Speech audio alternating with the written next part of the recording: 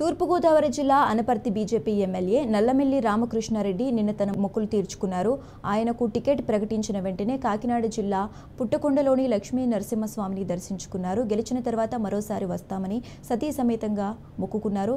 ఎమ్మెల్యేకు ఆలయ అధికారులు స్వాగతం పలికి దర్శన ఏర్పాట్లు చేశారు. స్వామివారి ఆలయ అభివృద్ధికి తన వంతుగా కృషి చేస్తారని ఆయన భరోసా ఇచ్చారు.